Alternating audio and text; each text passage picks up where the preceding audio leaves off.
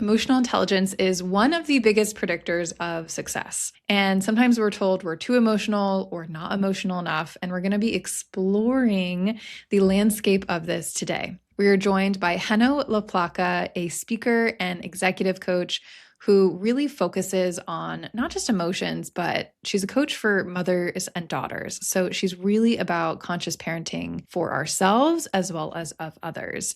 And we go deep, and I mean like soul level deep on emotions and how they're related to our physical bodies, how we can have sometimes mysterious things like chronic pain or unexplained physical ailments that are actually emotion driven. We also talk about her experience.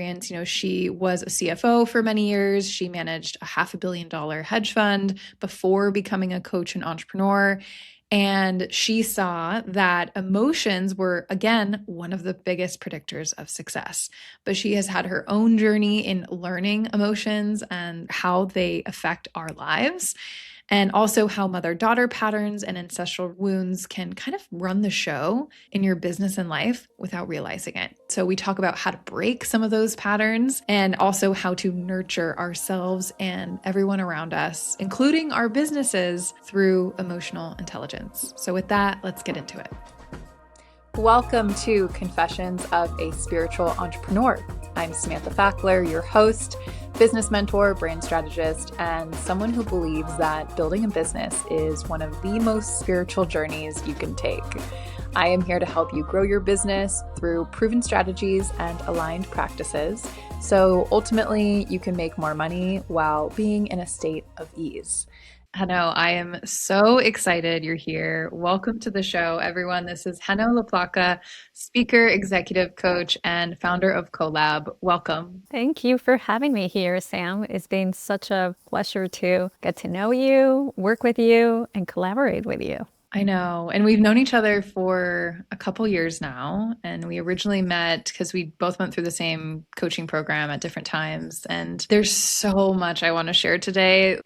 Basically, the genesis of this was that Henno recently presented at a coaches conference in Berkeley, and she did this incredible presentation on emotions. And I think as entrepreneurs, as people who are doing something with purpose in the world and meaning, emotions come up. And there's such a vast landscape when we dig into this work. But before we dive into all of that good stuff, I'd love for you to share your story with our listeners.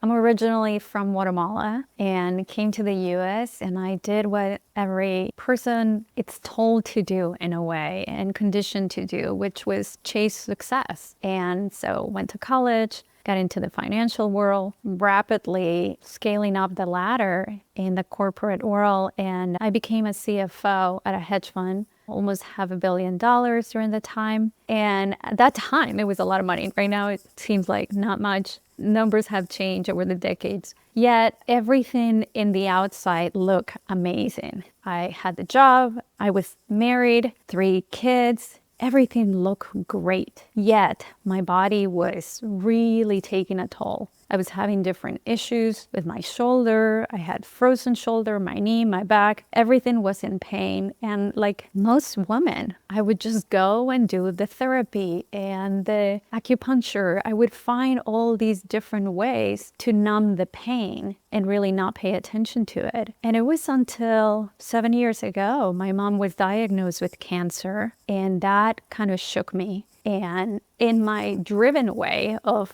success, I'm going to take care of this. I'm going to figure out how to save her and fix this, and brought her to clinical trial when nothing worked. It was then that nothing that I did worked. And it was losing her that allowed me to realize that, wow, it was the first sight that what I was doing, it felt like it wasn't enough. And it wasn't something about not being enough, that I wasn't doing a lot. I was doing what I could. And at the same time, it was the big opening for me because there was so much sadness and I just wanted to get rid of it. And if you remember, I shared in the session that my friend said, go to see this monk. So I went to see this monk and I tell him that I'm very sad and how do I get rid of this sadness?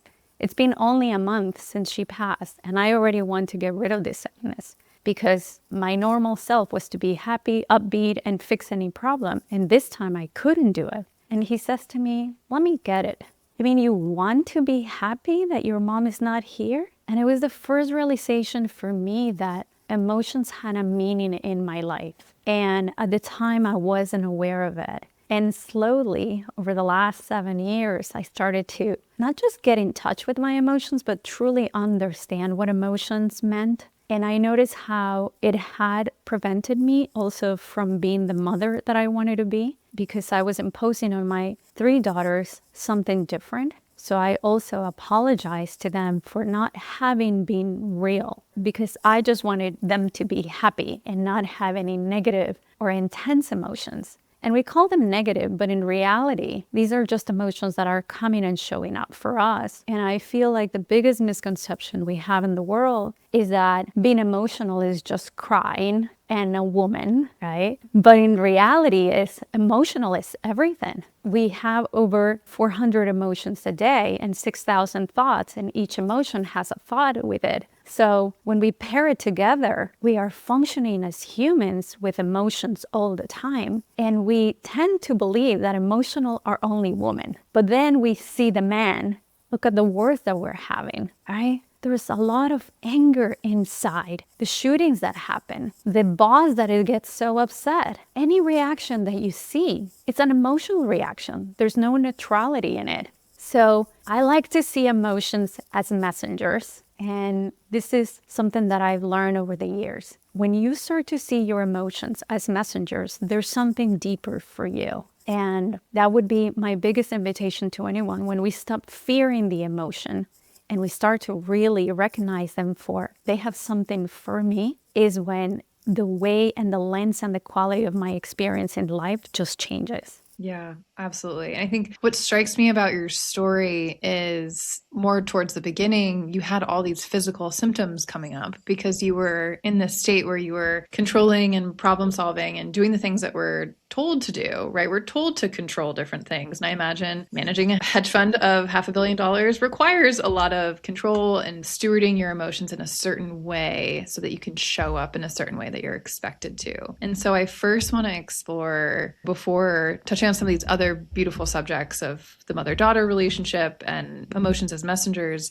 I first want to explore the relationship between emotions and our physical body. So I'm wondering if you could expand on that piece a bit. Yes. We tend to think that emotions are separately from our body, but there's this beautiful interrelation between the body, the mind, and the emotional body. And we learn our emotions from a very early stage. So basically, since the baby's in the womb, the nervous system is developing. And everything that is sensing it from the mom. And that's why you eat a chocolate and you're pregnant and you feel your baby kicking, right? There's something that is happening. The mom's stressed and you can see the tension and feel the tension in the belly. And then as soon as the baby comes out, the baby doesn't have the ability to express with words. So the only way is to emote. So it's energy and motion. That's what emotions are. And these correlation of whenever you have an emotion, there's a bidirectional flow with the brain, because you're telling the brain this is what's happening, and the brain automatically is sending a message to your body, and it's releasing different peptides. Those peptides will have different receptors in different parts of the body. And your immune system is also interrelated with it. So we are one cohesive, beautiful thing as humans, where we have an emotional body, a mental body, and then the physical body, and they are all related. That relationship with the 3 of them, when it's cohesive, then the relationship we have with others then becomes cohesive as well. So even though we are a unique thing, we're also so related to what's outside of our world. And the world outside impacts us on how we feel. But as adults, we can start to recognize how each thing starts to affect our body and then really being attuned. And I think as children, when we start to go to school, we start to leave that connection that we had with our body, how we start to feel. We start to cry because we have to be quiet, we have to sit. So there's a lot of have tos. So we have all these shoulds that we shouldn't feel. And in my case, I believe that I had to be happy all the time, regardless of what my body was feeling, regardless of what I was thinking. And at the same time, I was like, okay, I'm going to be the good girl and I'm going to do that, even though everything felt like it was falling. And if you would ask me, I would say, I'm fine. I'm doing okay, because I thought that's how my body was supposed to feel until I was able to process emotions. And emotions, I like to see it as you're just like your digestive system. You know, you eat the food, you take the nutrients, and then whatever doesn't work, your body will expel it. And your emotional body is the same. If you can process an emotion and be with an emotion instead of suppress it or, react to it or become a victim of it, you actually can take what is best from it and then transform what it doesn't work for you. Because even on every cell, think about it, every cell that moves in the body, it's energy. So every time you're feeling something, and just in this moment, I can ask you, right, Sam, close your eyes. What are you feeling right now? Right now, I feel joy, like joy in my heart. I feel gratitude, which kind of feels like a blanket to be having this discussion and having the power to release this discussion and have it be public discourse is just really cool. And there is a sense of peace where I can feel my seat in the chair and I feel just at ease, like my shoulders are relaxed. I'm not tensing anywhere. Yeah, so you can notice at ease. Just with closing our eyes, we can truly reconnect with our body and notice it. Every time we make a decision, if we are not recognizing the emotion that we have, we might be making an emotion in fear. And our body will right away tell us that it is tense and is stressed and constricted. Then energy that you're carrying from within, it will expand to that decision. So if we want to be an entrepreneur, making decisions from clarity, recognizing what we feel is important. Not to make the decision from the feelings and make it like, oh, I'm feeling sad all the time.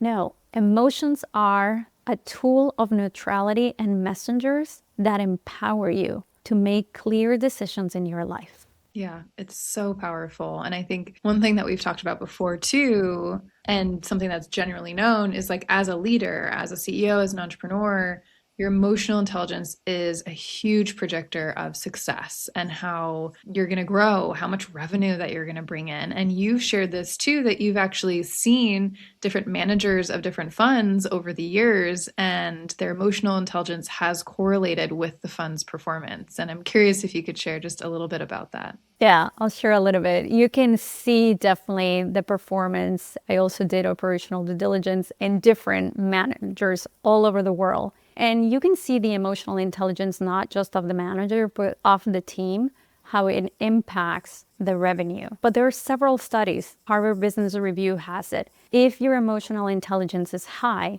you probably have 20% higher just in pay. And there's like a 70% of people that cannot deal with their stress. And what happens if you have the stress and anxiety, you cannot perform well. I mean, you can see around the world, you ask any person, why is the coaching business industry is exploding? Because there's a lot of need to figure out how do we handle this stress. And what we have is many ways to manage, control, and fix the emotions, as opposed to how do I learn to process this emotion? What is it bringing in my life that I haven't processed quite yet? And when you learn to embrace that, you integrate it in a way that after that, oh, this is showing up for me. I get nervous when I'm about to speak, but now I know that I'm actually really excited. So when I speak, I'm going to be speaking from that place as opposed to what other people are going to think about me. We can play also with the mind on how we perceive things, so then we can perform in a better place and more efficiently and more effective. Yeah, what I find too is that, I mean, a lot of times we're working from a computer nowadays. We're meeting virtually, we're sending emails, we're doing all this stuff that's in the head. And so I think that also tends to disconnect us from our body. And that tends to be where emotions live. I mean, they could be anywhere, I'm sure, but I find that a lot of women come to me and they're like, I'm going a million miles a minute, or I feel this pressure, or I feel stressed. And it almost sweeps them up into this emotion that they're not even quite feeling because they're moving so fast. It's just rampant. It happens all the time. So it's like the head versus the body problem, and also the stress and the stakes versus slowing down to feel and see what's happening problem. And I'm sure you see this a lot in your work too, people with emotions and like how this stuff comes up in coaching. So I'm curious, yeah, just your thoughts on that. We tend to live in the head because the head is always doing. This relationship of the brain and the mind, where the brain is basically holding the mind. It's the physical part of the mind. So almost like the hardware and the software. And that software, if it was primed and programmed from a very young age, you have to do things certain way, unless otherwise you're not good enough, you're not valued, you're not accepted in this room, you don't belong. And then it tends to make us do more things. And the more things we are doing, the less we allow ourselves to be in a space of just sitting and, have boredom. Even kids, you can see it nowadays. But with adults, it's become a thing where there's no 9 to 5 anymore. It's gone. So we are constant believing that I have to be checking my email all day long and then responding all day long to it. And with that, our mind is then working all the time. And then there's no space for creativity. And if I'm always in the doing and solving problems and fixing, that mindset tells the body, I'm solving problems. I'm just doing this. I need to get this done. Then I don't have the ability to create from that creativity, from that flow space, because the body can only be in safety or unsafety. And when it doesn't feel safe, then it's fighting and flying or fawning. So it is the psychological aspects also really important. So when we see the emotions as messengers and we become really curious about them, we start to learn about ourselves. And this self-awareness of knowing who I am and how I think, how I feel, and how I act when I think and feel this way allows me to find the root of what is triggering that for me. And if I can get to the root and start processing my emotions, then I can shift to that place of, oh, I can just be here and create from that. Because I've seen so many women also that have come from that space and then switching into having a little bit of stillness and silence, be able to create and expand in different ways. And I see it with you, like your shift from the corporate world into this and having that intuition be something that leads your work and be heart-led. When we are heart-led, the work becomes meaningful too and purposeful. And that's why we women feel drained, because if doesn't have purpose, is going to drain us. But if I wake up every day so excited about what I'm doing, even if it's the tedious part will still get done. But if I have no purpose and meaning in it, it will drain us, because the feminine needs to create. We are created in this world to procreate. We are the one who give birth to life. So there's this beauty to remember that women are creators. And when they're trying to do, they're taking more on the masculine energy.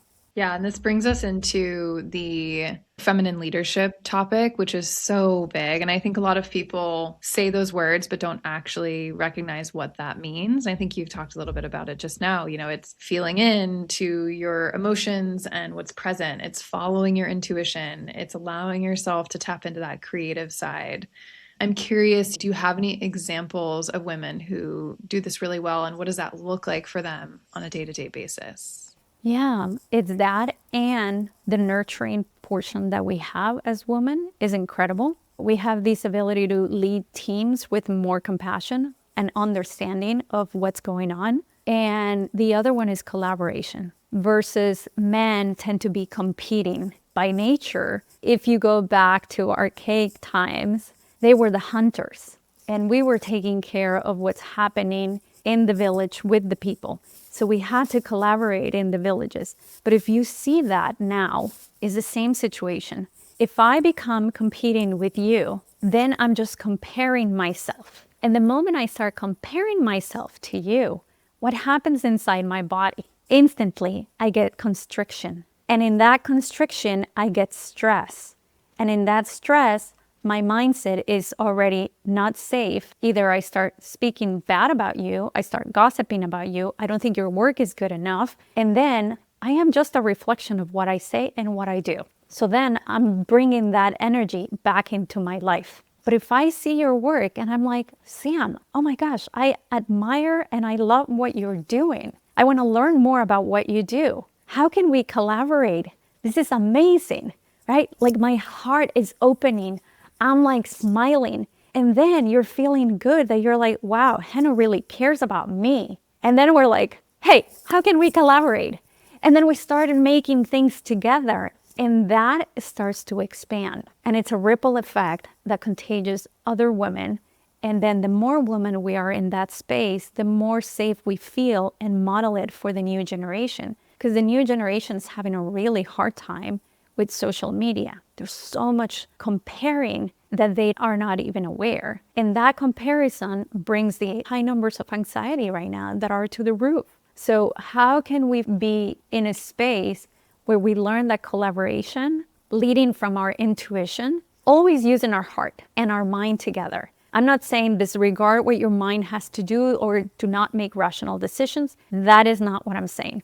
What I'm saying is know exactly who you are, what your values are in your heart, and then strategize. Like I know I am going to be controlling in certain things, but where do I leave that control now? That control and that fixing is for a specific task, for parts of my job. It's not anymore in my relationships and how I talk to people or how I deal with people. So knowing that awareness that I have this quality of wanting to control certain things and make them perfect, I use them on things that are not going to affect the quality of my experience in my life, at work, and any relationship that I have. Yeah, there's so many things there too. I mean, they say comparison kills creativity, but comparison also kills feminine leadership because you're moving out of that space and into like what you said, that hunter space, masculine problem solving. And as someone who was in corporate, I led from that for so many years. It was all about strategy, planning,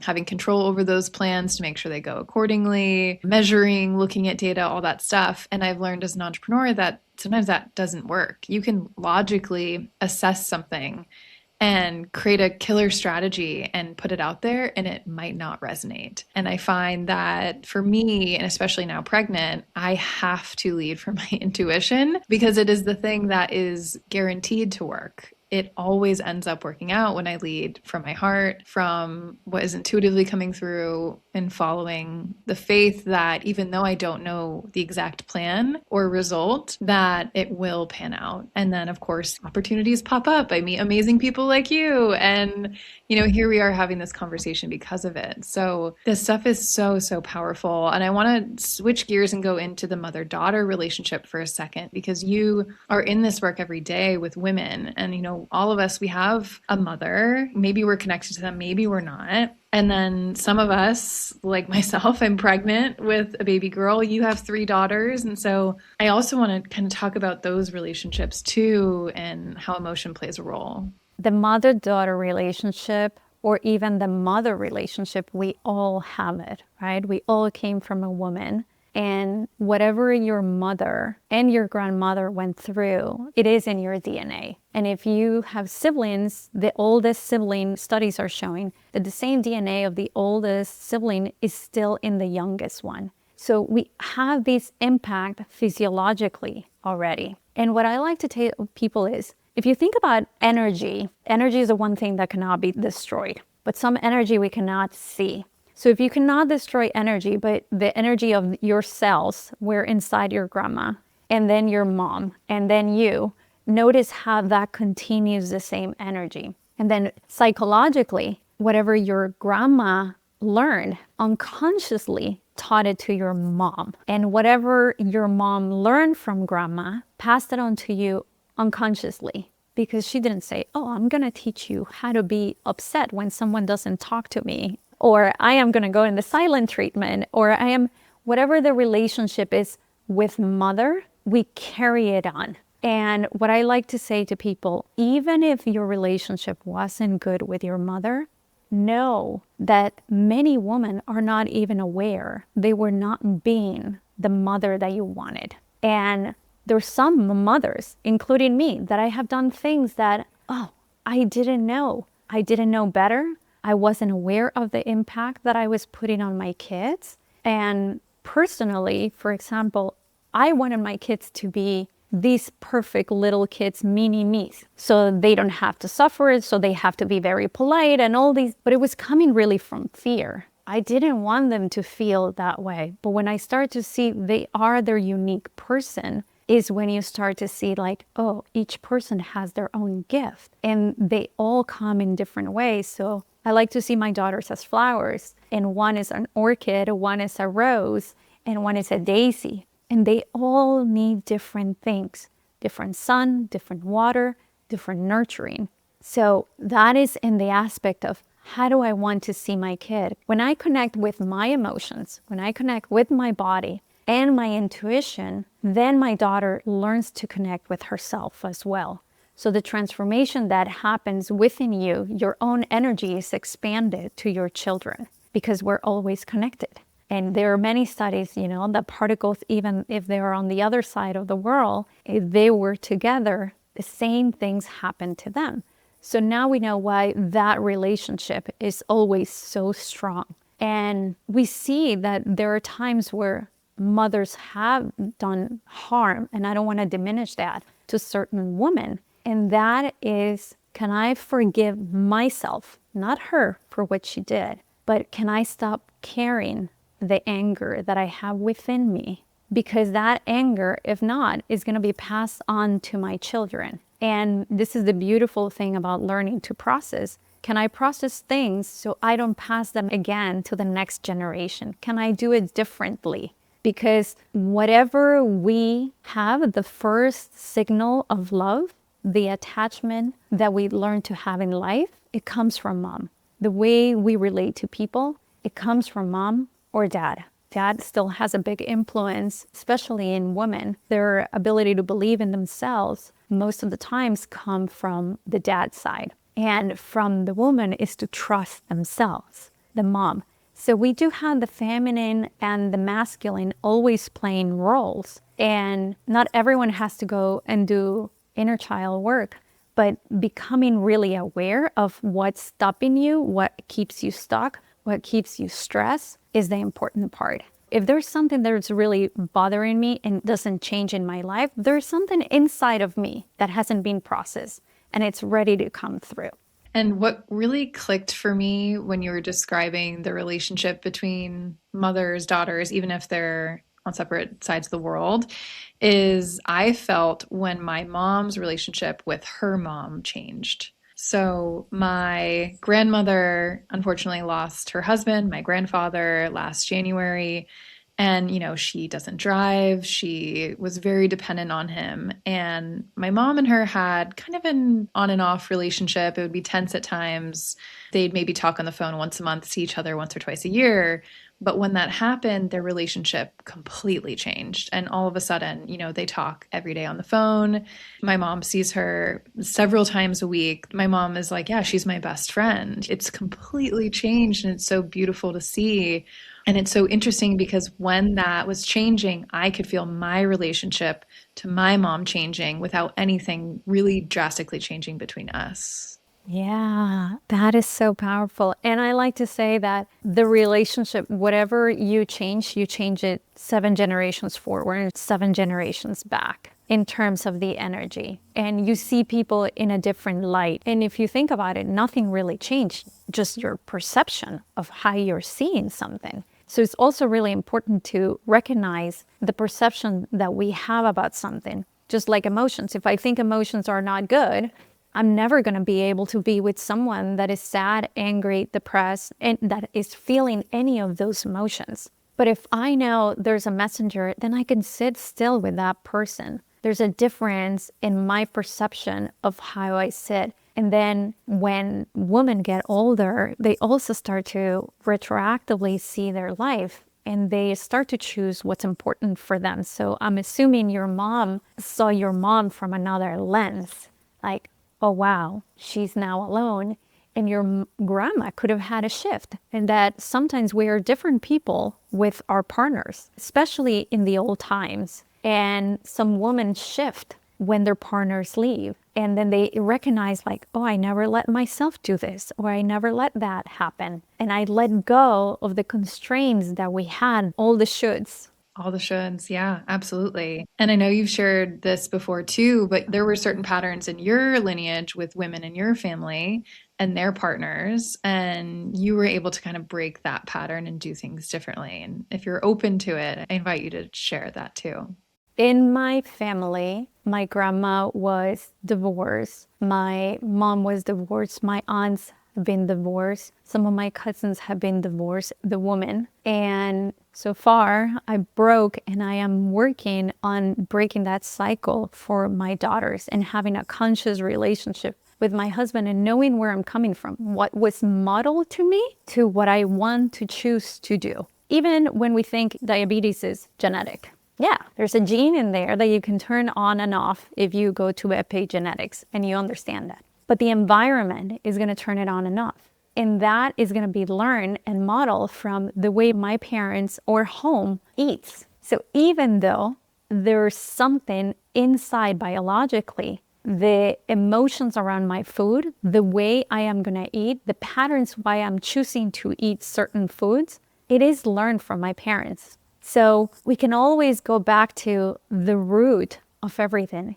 And once I have that self-awareness, I have the choice. How do I want to eat? How do I want to have a relationship? Do I become that controlling woman that wants to do it this way, and then the husband thinks I'm always nagging?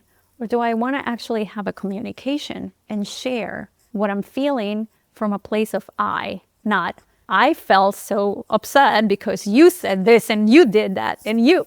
So in terms of communication, that is one of the most beautiful things that we can learn. I can talk about my I. I feel this way when this happened and I didn't feel seen, but it's always in the I. Even when I speak to my kids now, and that is the most challenging, our kids are our biggest teachers.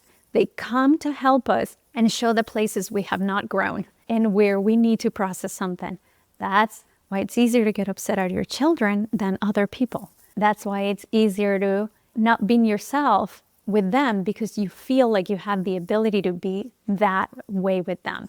That's what I have shifted, noticing the patterns of my grandma and my mom especially, and learning to integrate all that. And, I do talk to my aunt all the time, and we share all these different things, and we have seen the shift within ourselves of how we're learning to lead our lives from a place from the heart, as opposed to just what unconsciously was taught to us. Yeah, absolutely. So we have the ability to change patterns, to change relationships with people in our family or outside of our family, and even change the way we communicate by better understanding our emotions. Yes. And change the quality of our life. I mean, if any woman can recognize how they think, how they feel, how they behave in a conscious manner with compassion, because we women don't have compassion for us. We're really good at having compassion for others, but really not for us, especially when we make what we call mistakes, which I like to call them feedback. They're just telling you where to grow. When you have that compassion, you can start to make shifts and be in that place that I can make a choice. We always have a choice. There's a big thing that the universe is testing me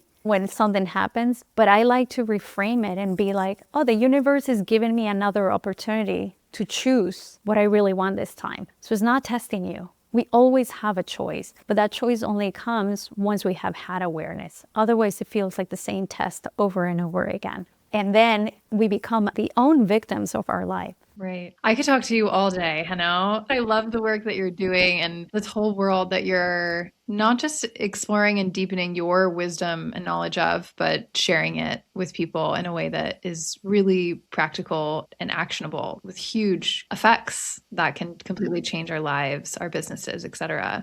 And as we round out the conversation here, I ask all my guests this, but do you have a confession to share with our listeners Could be anything, personal, work related, whatever comes to mind. Even though I always had these happy predisposition, there was always this person who unconsciously probably didn't value herself. And the most common thing that I see in women is that they don't value themselves or they don't trust themselves. And that overdoing becomes the way to have a value and feel worthy.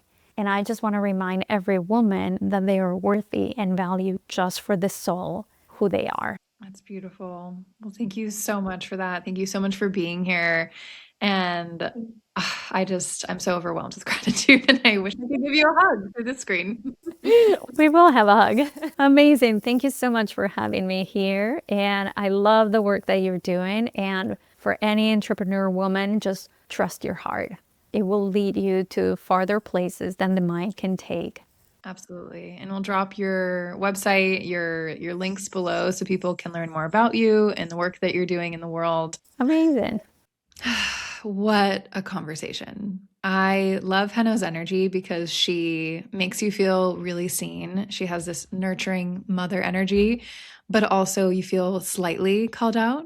And so I encourage you, if this sparked anything inside of you, please feel free to share this conversation. You can take a quick screenshot wherever you're listening, share it on Instagram, tag me at Samantha.Fackler, as well as Heno. Be present and kind. Her handle is also in the show notes. We just would love to celebrate you and for even listening to this conversation, for being open to this work and this kind of new way of leading from the feminine, incorporating our intuition, leading from our creativity, but also not forgetting the strategy brain and the masculine side, the problem solving skills that we have that have led us here today, right? It's not about ignoring those, it's about bringing those along for the ride too. So, with that, if you're new here, please make sure to follow the show so that you don't miss future conversations like this. And I am your host, Samantha Fackler. I am so excited you're here. You can find more information about me, my services and programs, as well as my free weekly newsletter where I break down one tip each Friday that meets you where you're at. These are often coming from experiments that I'm running in my own business and life. For example, last week's was on boundaries. We had one on transitions, as well as just quick little tactical things that I'm doing in my business as an entrepreneur who is a woman, who is spiritual, and who is leading from intuition. With that, I will catch you next time. Thanks for being here.